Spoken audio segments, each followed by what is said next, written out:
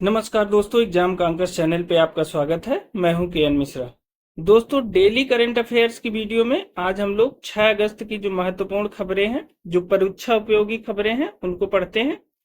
आपके लिए यह वीडियो डेली सारिका मैम लेकर आती हैं, लेकिन इस समय उनकी तबीयत थोड़ी खराब है, तो आज मैं के एन मिश्रा आपके समक्ष ये वीडियो लेकर उपस्थित हूँ। तो चलिए आज की महत्वपूर्ण खबरों को देखते हैं। आज की पहली खबर है, भारत के किस पड़ोसी देश के प्रधानमंत्री ने हिंसक प्रदर्शन के कारण अपने पद से इस्तीफा दे दिया। तो आप खबरों में देखे होंगे, जान गए होंगे कि भारत का पड़ोसी देश बांग्लादेश, जो इस समय आरक्षण के एक मुद्दे को लेकर वहां आंदोलन चल रहा है। और कल तो हद हो गई, प्रदर्शनकारियों ने प्रधानमंत्री आवास में ही धावा बोल दिया, तो वहां की प्रधानमंत्री शेख हसीना को देश छोड़ना पड़ा और उन्होंने भारत में आके शरण लिया। तो इसका उत्तर हो जाएगा, बांग्लादेश के प्रधानमंत्री ने अपने पद से इस्तीफा दिया और वो भारत में आ गई हैं। ठीक है। दूसरा महत्वपूर्ण दूसरी खबर है, पेरिस ओलंपिक 2024 के समापन समारोह में भारत का ध्वजवाहक किसे चुना गया है। तो पेरिस ओलंपिक का समापन होने वाला है, तो उसके ध्वजवाहक कौन है? मनु भाकर को चुना गया है। ठीक है। तीसरी खबर है, हाल ही में चर्चा में रही भोटो यात्रा का संबंध किस देश से है। भोटो यात्रा यह नेपाल की एक बहुत पुरानी यात्रा है, जिसमें एक रत्न जड़ित बनियान होता है और उसके असली मालिक को खोजने के लिए यात्रा निकाली जाती है। सही मामले में यात्रा नहीं, जात्रा होती है। तो भोटो यात्रा का जो संबंध है वो नेपाल से है। चलिए चौथी खबर देखते हैं, उष्णकटिबंधीय तूफान डेबी ने कहां तबाही मचाई। उष्णकटिबंधीय तूफान डेबी ने कहां तबाही मचाई, तो वो यूएसए में मचाई है। ठीक है, याद रखिएगा, इंपॉर्टेंट है। पांचवी खबर है आज की, हाल ही में खीर सिटी KHIR खीर सिटी लॉन्च करने की घोषणा किसने की है। आपको बताना है कि किस राज्य ने खीर सिटी लॉन्च करने की घोषणा की है। ये खबर है आज की। तो खीर सिटी का पहले खीर का फुल फॉर्म जान लीजिए। के का मतलब होता है नॉलेज, एच का मतलब होता है हेल्थ, आई का मतलब होता है इनोवेशन और आर का मतलब होता है रिसर्च। ठीक है। तो नॉलेज, हेल्थ, इनोवेशन और रिसर्च, इन चारों को मिला के एक प्रोग्राम बनाया गया है कर्नाटक सरकार द्वारा, जिसमें जो है प्राइवेट सेक्टर से वो पैसे को स्वास्थ्य सेवाओं में लगाने के लिए वो निवेश आकर्षित करेंगे। इसके लिए खीर सिटी लॉन्च करने की घोषणा कर्नाटक सरकार ने की है। ठीक है। चलिए आज की छठी खबर है, हाल ही में केंद्रीय गृह मंत्री अमित शाह ने ई साक्ष्य न्याय सेतु, क्या है ई साक्ष्य न्याय सेतु, न्याय श्रुति और ई समन, ई साक्ष्य न्याय सेतु, न्याय श्रुति और ई समन ऐप कहां लॉन्च किया है। तो ये लॉन्च किया गया है चंडीगढ़ में। ठीक है। चलिए आज की सातवीं खबर है, Godavari sunrise convention centre Lalitpur में 28वें संस्करण की सौंदर्य प्रतियोगिता में मिस नेपाल वर्ल्ड 2024, कौन सा मिस नेपाल वर्ल्ड 2024 का ताज किसने जीता। तो ये जीता आसमा कुमार केसी ने। ठीक है। ध्यान रखिएगा, ये प्रतियोगिता हुई कहाँ है, ये ललितपुर में हुई है। ठीक है। तो उत्तर प्रदेश के ललितपुर में यह प्रतियोगिता हुई है और इसको जीता है मिस नेपाल वर्ल्ड 2024 का खिताब आसमा कुमार केसी ने जीता है। ठीक है। चलिए आठवीं खबर की तरफ चलते हैं। आज की आठवीं खबर है, आपदा प्रबंधन बीमा कराने वाला भारत का पहला राज्य कौन बना है। आपदा प्रबंधन बीमा कराने वाला भारत का पहला राज्य, तो देखिए इंपॉर्टेंट है, चूंकि ये पहला राज्य है और आपदा प्रबंधन बीमा से संबंधित है, तो ये है नागालैंड। ठीक है। आपदा प्रबंधन बीमा कराने वाला भारत का पहला राज्य कौन बना है, नागालैंड। ये इंपॉर्टेंट है, चाहे वो यूपी पुलिस की परीक्षा हो, चाहे यूपी पीसीएस की परीक्षा हो और चाहे आरओ का एग्जाम हो, सबके लिए ये प्रश्न बहुत इंपॉर्टेंट है और यह आपके पेपर में छपा रहेगा पक्का। आपदा प्रबंधन बीमा कराने वाला भारत का पहला राज्य कौन सा है, नागालैंड है। ठीक है।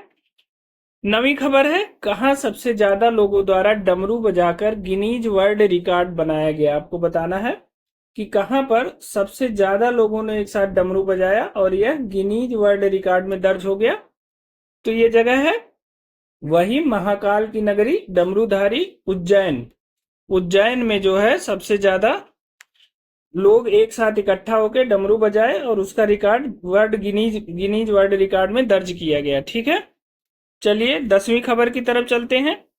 कौन सी राज्य सरकार सभी फसलों की खरीद न्यूनतम समर्थन मूल्य पर करेगी? अब देखिए ये इंपॉर्टेंट खबर है क्योंकि लगातार किसान इसके लिए धरना दे रहे हैं, आंदोलन कर रहे हैं। तो न्यूनतम समर्थन मूल्य यानी एमएसपी पे करने की घोषणा किस सरकार ने किया है कि सभी फसलों की खरीद न्यूनतम समर्थन मूल्य पर करेगी। कौन सी राज्य सरकार? हरियाणा राज्य सरकार। चूंकि आंदोलन भी सबसे ज्यादा उधर ही हो रहा है तो ये इंपॉर्टेंट है, याद रखिएगा। ये प्रश्न जरूर पूछा जाएगा कि किस राज्य सरकार ने सभी फसलों की खरीद एमएसपी पर करने या न्यूनतम समर्थन मूल्य पर करने की घोषणा की है, तो वो है हरियाणा। चलिए 11वें खबर की तरफ चलते हैं। आज का 11वां खबर है, तीसरे voice of the global south शिखर सम्मेलन की मेजबानी कौन सा देश करेगा? कौन सा है? तीसरे voice of the global south शिखर सम्मेलन की मेजबानी कौन सा देश करेगा? तो वो करेगा भारत। अब देखिए ग्लोबल साउथ क्या है, तो देखिए 1969 में एक राजनीतिज्ञ थे अमेरिका के, उनका नाम था, मैं बता देता हूं, कार्ल ओग्लेसबी थे। ठीक है, इन्होंने एक शब्द गढ़ा था ग्लोबल साउथ। इन्होंने इस संदर्भ में ये शब्द गढ़ा कि इन्होंने ग्लोबल नॉर्थ उसको कहा जो विकसित देश थे और जो गरीब निम्न आय वर्ग वाले देश थे उनको ग्लोबल साउथ कहा। ठीक है, आगे चलकर इस पे जो है बहुत सी बातें हुई और इस समय इस पे समिट भी होना शुरू हो गया है। तो ग्लोबल साउथ को आप समझिए कि जो ग्लोबल नॉर्थ है वो विकसित देश है, जो ग्लोबल साउथ है वो अल्प विकसित या विकासशील देश है। ठीक है, तो जितने विकसित देश हैं वो ग्लोबल साउथ में, ग्लोबल नॉर्थ में आते हैं। ठीक है, अब देखिए ग्लोबल साउथ में आता कौन है? जैसे अफ्रीका, लैटिन अमेरिका, एशिया। लेकिन एशिया में देखिए जो विकसित हैं जैसे इजराइल, जापान और दक्षिण कोरिया को छोड़कर जो एशिया बचता है वो ग्लोबल साउथ में आता है। ठीक है, तो ग्लोबल साउथ में इस समय कुल कितने देश हैं? 78 देश को ग्लोबल साउथ में गिना जाता है। और इनकी विशेषता ये मानी गई है कि यहाँ जीवन स्तर में कमी है, इनके निम्न आय वाले देश हैं, इनकी जनसंख्या बहुत ज्यादा है, स्वास्थ्य सुविधाओं की बहुत कमी है। मतलब समस्याग्रस्त देशों को आप मान लीजिए कि ये ग्लोबल साउथ है। इसका मतलब ये न समझिएगा कि जो उत्तरी गोलार्ध में है वो ग्लोबल नॉर्थ है और जो दक्षिणी गोलार्ध में है वो ग्लोबल साउथ है, ऐसा कुछ नहीं। ये सिर्फ आय के असमानता के आधार पर ग्लोबल नॉर्थ और ग्लोबल साउथ का विभाजन किया गया है। कभी कभी इसे थर्ड वर्ल्ड भी कह दिया जाता है। ठीक है, तो जो विकसित देश है उन्होंने गरीब देशों के लिए एक ये शब्द गढ़ा है। वर्तमान में जो है भारत पहले से ग्लोबल साउथ का बहुत समर्थक रहा है और भारत ग्लोबल साउथ का नेता बनना चाह रहा है। ठीक है, और सबसे मजबूत स्थिति में है भी भारत ग्लोबल साउथ में। तो तीसरे voice of the global south शिखर सम्मेलन की मेजबानी भी इस समय भारत करेगा। ठीक है, तो ये इंपॉर्टेंट है, बहुत इंपॉर्टेंट है।